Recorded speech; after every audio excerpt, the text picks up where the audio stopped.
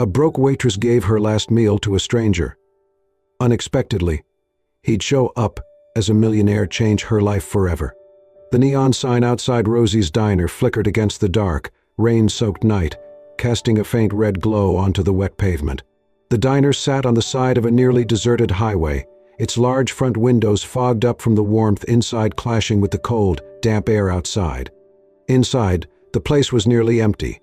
A trucker sat hunched over his coffee in the far booth, his eyes drooping from exhaustion. The radio hummed softly in the background, playing an old country song that no one was really listening to. Behind the counter, Grace Turner wiped down the last of the coffee cups, her arms aching from a long shift. The smell of bacon grease and stale coffee clung to her uniform, and her feet throbbed from standing for hours. She checked the clock above the register, just another hour until closing. Then, the bell above the door jingled. A gust of cold air rushed in as a man stepped inside, rain dripping from his soaked clothes onto the scuffed linoleum floor. He stood just past the threshold, motionless, his chest rising and falling with labored breaths. His hair was damp and disheveled, his stubble thick, his coat ripped at the sleeve and covered in dirt. Grace instinctively tensed. Strangers coming in this late were rare, and ones who looked this desperate were even rarer. But something about the man's eyes, tired, hollow, but not threatening, made her pause. He hesitated, glancing around the near-empty diner before slowly walking toward the counter.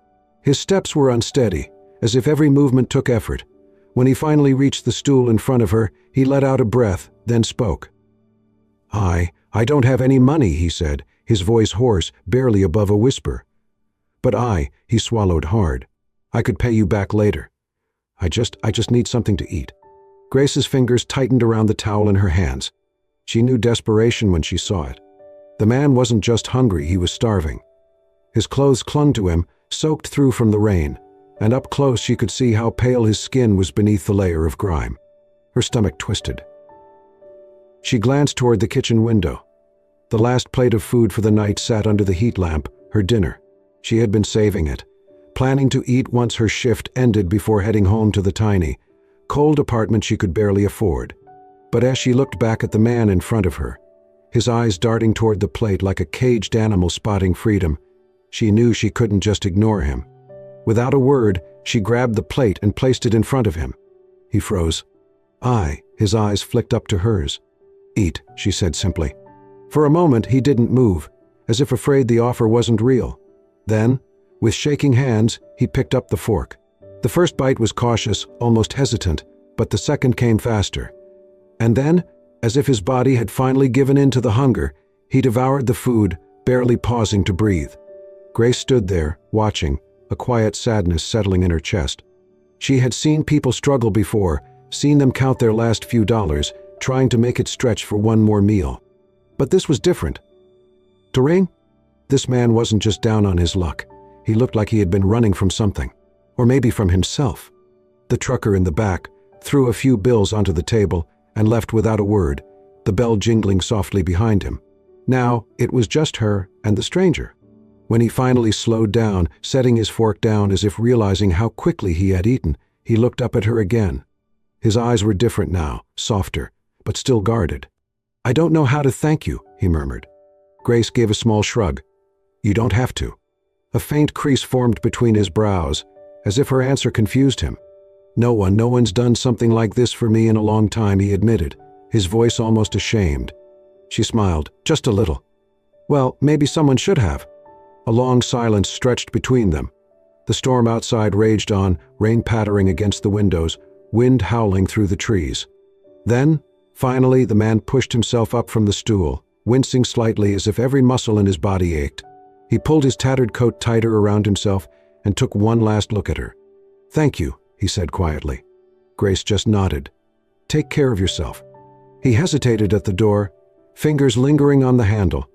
Then, just before stepping back out into the storm, he glanced over his shoulder and said one last thing. "I won't forget this." And then he was gone. Grace stood there for a moment, staring at the spot where he had been. She had no idea who he was, and she never expected to see him again. But something about the way he had said those words made her wonder. The fluorescent light in Grace's apartment flickered, casting eerie shadows on the cracked walls. The place was small, barely big enough for a kitchenette, a bathroom, and a bedroom that doubled as a living room. The heating barely worked, and the scent of dampness clung to the old carpet, no matter how many times she left the window open to air it out. She dropped her bag onto the tiny, scratched-up table, rubbing her temples as exhaustion settled deep into her bones. Another double shift. Another day scraping by. She opened her wallet, pulling out the last few crumpled bills, $12. That was all she had left. With a heavy sigh, she turned toward the kitchenette and grabbed a small pill bottle from the counter. Giving it a light shake, she counted the remaining pills through the translucent plastic. Only 4 left. She bit her lip. Her mother needed these every day, but at the cost of $20 per refill, she had been stretching them as far as she could, cutting doses in half, skipping days when her mother seemed strong enough. It wasn't enough. The couch in the corner of the room creaked as her mother, Carol, stirred under a thin blanket. Her breathing was steady, but her face was pale, her once bright eyes dulled by fatigue. Grace knelt beside her, brushing a strand of gray hair from her forehead. "How are you feeling?" Carol gave her a tired smile. "I've been worse." Grace forced a chuckle, but it didn't quite reach her eyes. That's not very reassuring. Carol's hand found hers, squeezing gently. "You work too hard, sweetheart." Grace swallowed the lump in her throat. "I have to." Carol sighed, knowing there was no point in arguing. For a few minutes, Grace just sat there, listening to the soft rhythm of her mother's breathing, trying to ignore the crushing weight of their reality. Then, a loud knock shattered the silence. Her stomach dropped. Slowly, she stood and walked toward the door, already knowing who it was. When she opened it, she was met with the familiar scowl of her landlord, Mr. Collins. "Grace," he said, voice flat. "Rent was due 4 days ago." She tightened her grip on the doorknob. "I know. I just need a little more time." Collins let out a long sigh, rubbing his forehead. "I've been patient, but I've got bills to pay too. If you don't have it by the end of the week, I'll have to ask you to leave." Grace's chest tightened. "Please, just a few more days." "No more extensions," he said, his tone final. "I'm sorry, Grace." And then he was gone. She stood frozen in the doorway, her mind racing. She had no savings, no backup plan, and nowhere else to go. Slowly she closed the door, leaning her forehead against the cold wood as the weight of it all pressed down on her. She had given away her last meal the night before, and yet she didn't regret it. Even with the threat of eviction hanging over her head, she knew she would have made the same choice again. But as she sat down on the worn-out couch beside her sleeping mother, her arms wrapped around herself for warmth, a single question echoed in her mind. Will things ever get better? The bell above the door jingled as the morning shift started at Rosie's diner. The scent of coffee and sizzling bacon filled the air, but Grace barely noticed. She was running on autopilot, pouring coffee, taking orders, wiping down counters. It had been a week since that night. A week since she had given away her last meal to a stranger who had vanished into the rain. And in that week, nothing had changed. Her rent was still overdue. Her mother's pills were running out, and she was still stuck in the same cycle, working shifts that barely covered the bills, let alone her dreams of a better life. She had almost convinced herself that night didn't matter. That the man, whoever he was just another lost soul passing through. Then, the mail arrived. Grace. Betty, the diner's owner, waved a thick envelope in the air. "This came for you." Grace frowned, drying her hands on her apron before taking it. She rarely got mail, certainly not in an envelope this nice. The paper was thick, the handwriting on the front neat and precise. No return address. Her stomach tightened. She slid a finger under the seal and pulled out its contents. A single plane ticket. One way, boys to Los Angeles.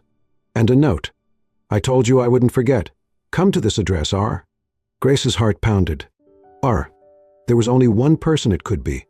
Her eyes darted to the ticket again, scanning the date. Tomorrow. She let out a shaky breath, her mind racing. Why would he send this? And more importantly, should she go? She knew nothing about him, not even his full name. For all she knew, this could be a joke. Or worse, a scam.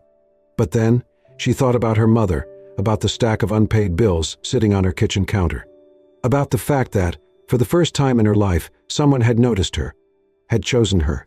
What did she really have to lose?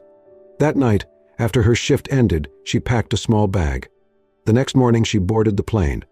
As she buckled her seatbelt, Staring out at the endless sky stretching before her, she couldn't shake the feeling that she was stepping into something she could never turn back from. And for the first time in a long time. That didn't scare her. It gave her hope. The cab pulled up in front of an iron gate, the golden letters Hale Estate glistening under the California sun. Grace's breath caught as she peered past the towering fence, her eyes widening at the sight before her.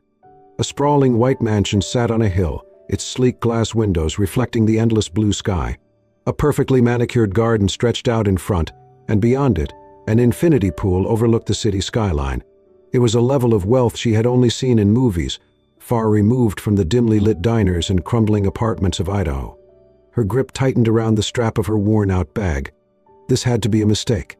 She reached into her pocket, fingers brushing against the note that had led her here. "I told you I wouldn't forget. Come to this address. R. R. R." Her heartbeat quickened. Could it really be him? The gate buzzed, breaking her thoughts, and slowly swung open. The driver glanced at her through the rearview mirror. "You sure about this, miss?" Grace swallowed hard. No.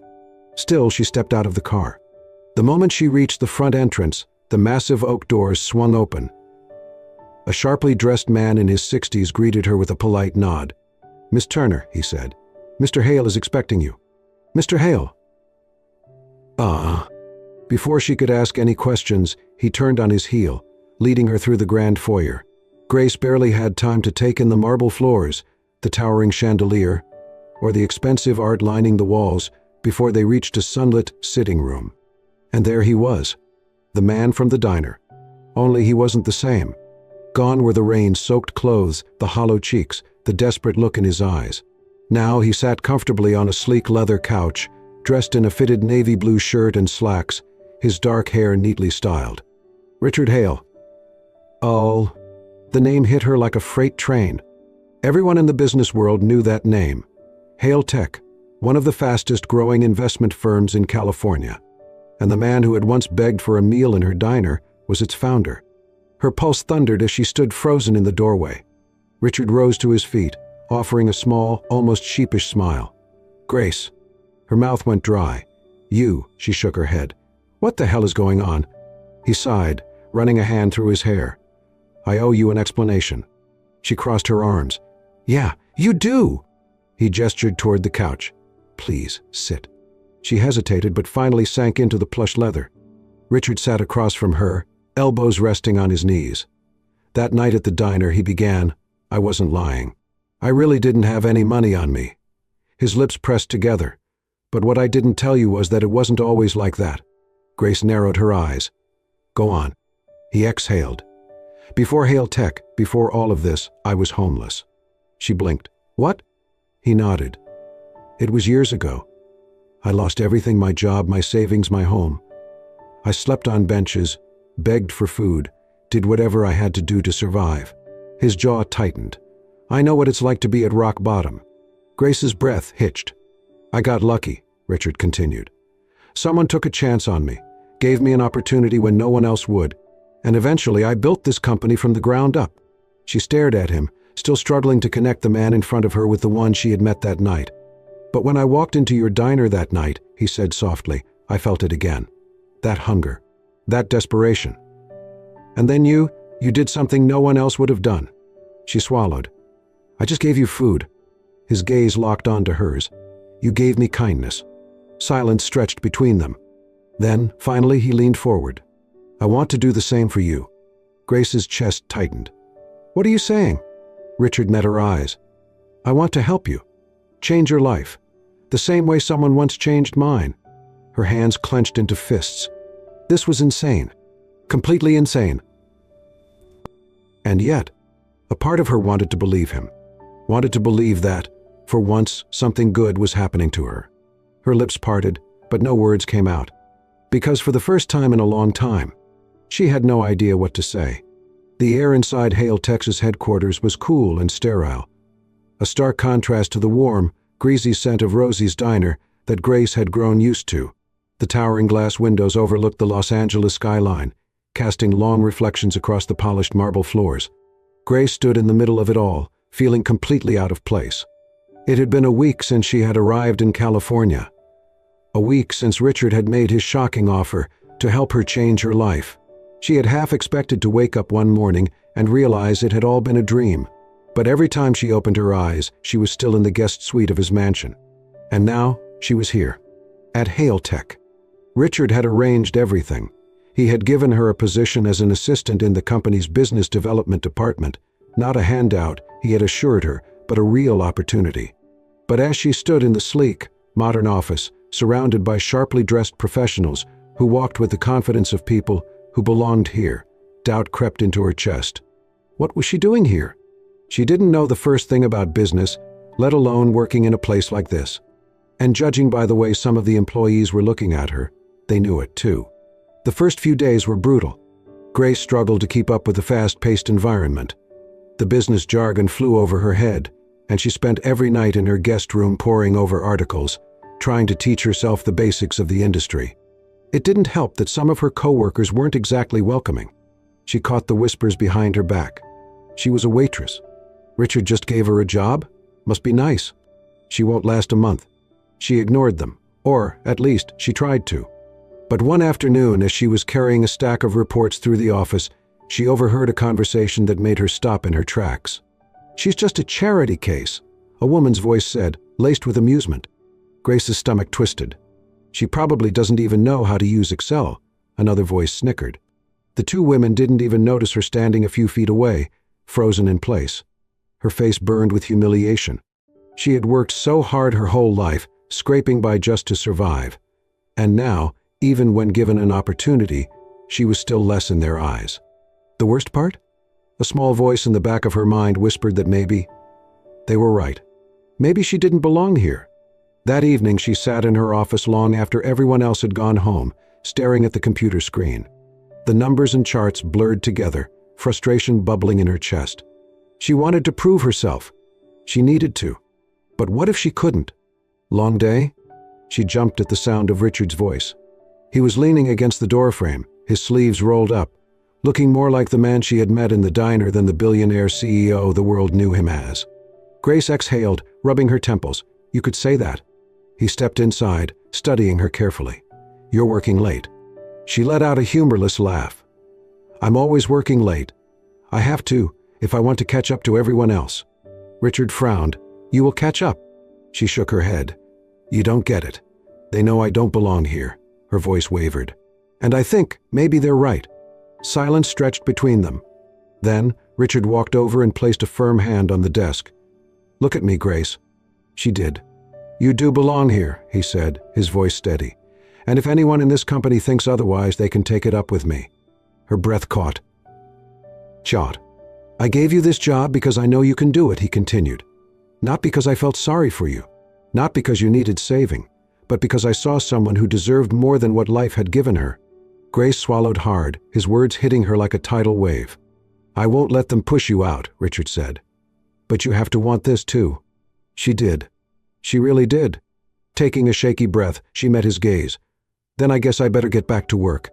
A slow smile spread across Richard's lips. "Atta girl." From that day forward, everything changed.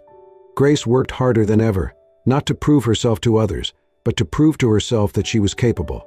She asked questions, studied business strategies, and slowly, things began to click. She still wasn't perfect. She still had moments of doubt. But when another meeting came around and someone tried to dismiss her input, she didn't shrink back. She spoke up. And for the first time, people listened. Especially Richard. And with every passing day, he realized something. He hadn't just changed her life. She was changing his too. The chandelier above shimmered like a sky full of stars, casting golden light over the grand ballroom. The scent of expensive champagne and delicate hors d'oeuvres lingered in the air as elegantly dressed guests laughed and clinked their glasses, their conversations floating like background music. Grace stood near the edge of the room, gripping the stem of her untouched champagne flute. She had never felt more alone. The event was one of Richard's biggest corporate galas of the year, a gathering of the wealthiest investors, CEOs, and industry leaders. He had invited her, insisting that she deserved to be there, that she had earned her place in this world. But as she stood among them, dressed in an expensive gown that didn't feel like hers, listening to conversations about yachts, private islands, and million-dollar deals, she realized something. This wasn't her world. And maybe it never would be. Grace. She turned at the sound of Richard's voice. He was by her side in an instant, looking every bit the powerful businessman in his tailored black suit. His eyes softened the moment they met hers. "You okay?" he asked, voice low enough that only she could hear. She forced a smile. "Yeah, just taking it all in." Richard studied her carefully. "You sure?" "No." But she nodded anyway. A waiter passed by, and Richard grabbed a glass of champagne, handing it to her. "I know these things can be overwhelming," he admitted. "But you belong here." Grace let out a quiet breath, looking around the room. "Do I?" Richard frowned. "Of course you do." She glanced down at her champagne flute, her fingers tightening around the glass. "These people," she murmured, "they don't live in the same world I came from." She exhaled slowly.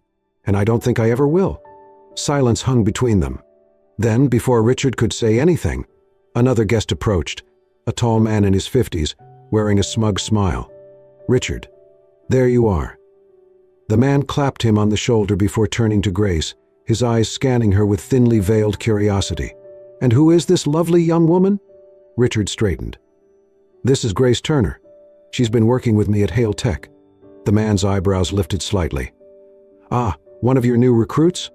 Before Grace could answer, he let out a small chuckle. "Well, you must be quite the lucky one. Not many people get a personal invitation into this world." The implication was clear. Grace forced a tight-lipped smile, murmuring something polite before excusing herself. She needed air. "Aye." She stepped out onto the balcony, the cool night breeze a welcome relief from the suffocating weight pressing on her chest. Her hands gripped the railing as she stared down at the glittering city below. Richard had given her everything: opportunity, security, a chance at a new life. So why did she still feel like she didn't belong? Why did she still feel like the girl from Idaho, struggling to make ends meet in a world that had already decided her worth? And the answer hit her like a freight train. Because she was still that girl. She hadn't changed. She had just been placed in a setting that never truly fit her. And no matter how much she loved what she had built at Hale Tech, no matter how much she cared about him, she couldn't stay. Not if it meant losing herself. Richard found her moments later. "I knew something was wrong," he said, stepping beside her. Grace swallowed hard, her throat tight. "Richard." He turned to her, brows knitting together at the sound of her voice. "What is it?" She hesitated, searching his face. She didn't want to hurt him, but she had to tell the truth. "I can't do this," she whispered. Richard's expression darkened. "What do you mean?" She forced herself to meet his gaze. "This life, this world, it's not mine." His jaw clenched. "Grace, you don't have to prove anything to them." "It's not about them," she said. "It's about me." She inhaled shakily. "I thought I wanted this. I thought that if I just worked hard enough, if I just tried hard enough, I could make this my home." She shook her head, blinking back tears. "But it's not. And it never will be." Richard was silent for a long time. Then, finally, he exhaled. "You're leaving." She nodded, her heart aching. He looked away, his hands resting on the railing as he stared out at the city. "I don't want you to go." Her chest tightened. "I know." He turned back to her, something raw and vulnerable in his gaze. "But you have to." She nodded again, this time with tears slipping down her cheeks. He swallowed hard before finally saying, "Then I won't stop you." And those words, those 4 simple words, broke her more than anything else ever had. The next morning she packed her bags. As she stepped into the car that would take her to the airport, she glanced back one last time. Richard stood at the entrance of his estate, hands in his pockets, watching her leave. She gave him a small, sad smile. And then, with a heavy heart, she turned away. Because she had made her choice. And now she had to live with it.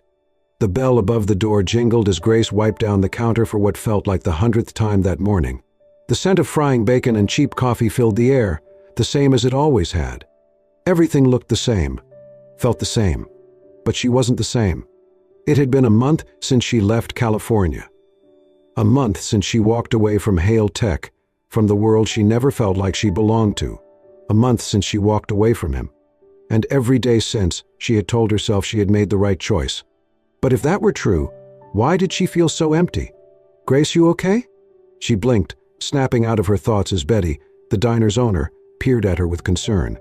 "Yeah," Grace said quickly, forcing a smile. just tired. Betty didn't look convinced, but she didn't press further. Grace turned back to her work, trying to focus on anything other than the ache in her chest. She should be relieved to be back in Idaho. Life was simple again, predictable. She could take care of her mother, pay her rent, and not worry about trying to fit into a world that had never been hers. And yet, she missed it. Not the wealth, not the corporate world. Him. She missed the way Richard looked at her like she mattered. She missed the conversations, the way he challenged her, the way he believed in her, even when she didn't believe in herself. And no matter how hard she tried to ignore it, the truth was clear. She hadn't just left a job. She had left the one person who made her feel alive. The door chimed again. Grace sighed, grabbing a menu, barely looking up. "Welcome to Rosie's Diner. Sit anywhere you like." And she froze. Her breath caught in her throat. Richard Hale stood in the doorway. But he wasn't in a suit. He wasn't the billionaire CEO of Hale Tech. He was just Richard. Jeans, a simple button-down shirt, sleeves rolled up, no Rolex, no polished shoes. Just him. Her fingers tightened around the menu as she stared at him, heart hammering. For a long moment, neither of them moved. Then, slowly, he stepped forward. Grace swallowed hard, forcing herself to speak. "What are you doing here?" Richard exhaled. "Looking for you." She shook her head. "Richard, let me talk," he cut in gently. She closed her mouth. He took a deep breath. "After you left, I tried to go back to my life, to Hale Tech, to everything I built." He let out a small, humorless laugh. "And for a while, I told myself I was fine, that it was better this way." Grace's heart clenched. "But then, one day, I woke up and realized something." He met her gaze, his voice quieter now. Softer. "None of it mattered without you." Tears burned at the back of her eyes. "Grace, I don't want a world of boardrooms and luxury, if you're not in it." He stepped closer, his voice thick with emotion. "I don't care where we are. I don't care what we're doing. He swallowed hard. I just want you." Her breath hitched. For weeks she had convinced herself that they belonged in different worlds, that love wasn't enough. But standing here, looking at him, she knew she had been wrong, because love was everything. Richard's hand reached for hers, fingers brushing lightly against her skin. A silent question. A choice. And this time, she wasn't going to run. With a trembling smile, she laced her fingers through his. And just like that, she was home. And so, Grace and Richard proved that sometimes the greatest wealth isn't measured in money, but in the people who stand by our side. What started as a simple act of kindness in a small-town diner turned into a love story that defied expectations, a story of second chances, of finding where you truly belong, and of choosing love over fear. Because in the end, it's not about the life we're given, but the life we choose. If this story touched your heart, don't forget to like, share, and subscribe to Soul-Stirring Stories for more powerful tales of love, resilience, and the unexpected ways kindness can change lives. Because sometimes, one small act can change everything. And maybe, just maybe, the next story could be yours.